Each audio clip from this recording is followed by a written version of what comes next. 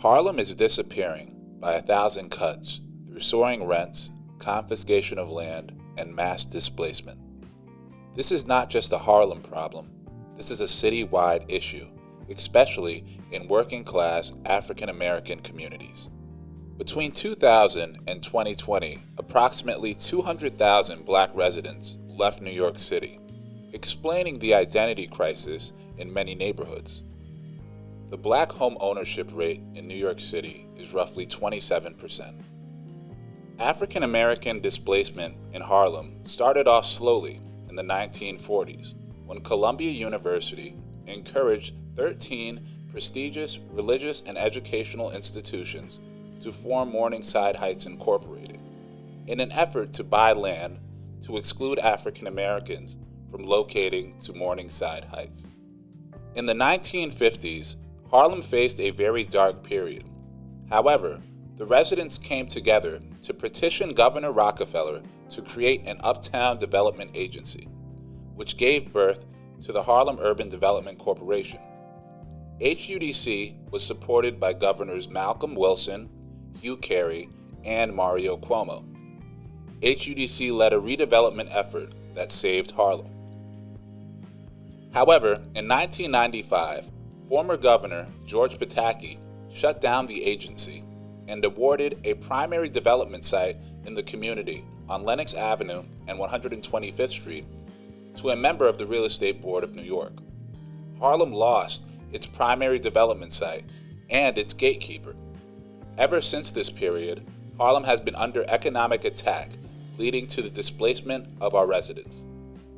Columbia University, after the closing of HUDC, sought and received the support of the Empire State Development Corporation to acquire 200,000 square feet per year for the expansion of the university into West Harlem and Washington Heights, without restrictions and protections for the uptown community.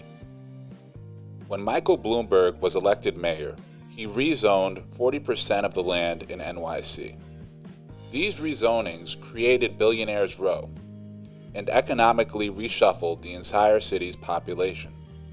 Families earning $100,000 a year were now priced out of Midtown, forcing them to move uptown and into outer boroughs. It got worse around 2012 when Bill de Blasio was elected mayor and rezoned East Harlem. It only got worse around 2012 when Mayor de Blasio rezoned East Harlem, causing rents to soar from an average of $780 a month in 2000 to $1,300 a month in 2019.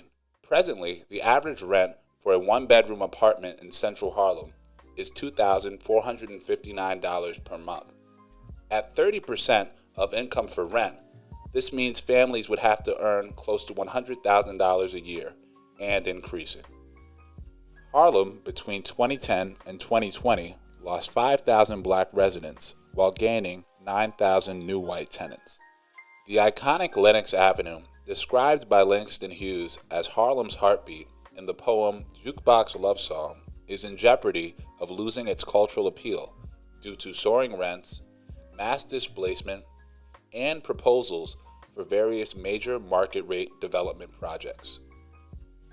The Olnick organization's proposed Lenox Terrace expansion and Bruce Teitelbaum's proposed project for two towers located on 145th Street and Lenox Avenue have major repercussions. If these projects are approved, over 1,650 market rate units will be developed on Lenox Avenue. The avenue will look completely different and thousands of residents will be forced out.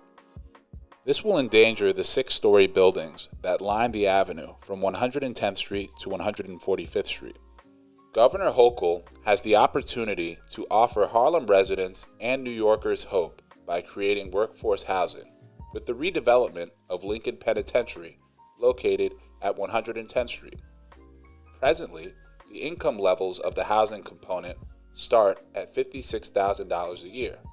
However, workforce income starts at $31,000 a year. News of affordable workforce housing overlooking Central Park will reverberate throughout the city. It will inject hope into every working class neighborhood.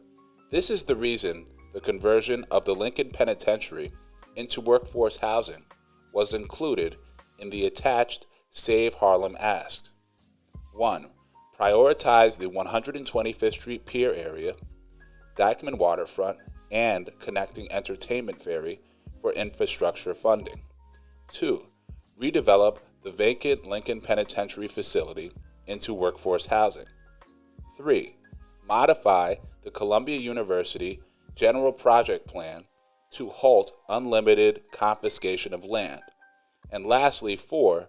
Reestablish the Harlem Urban Development Corporation as an uptown development agency. Your participation would be greatly appreciated. We need to convince Governor Hochul to save Harlem.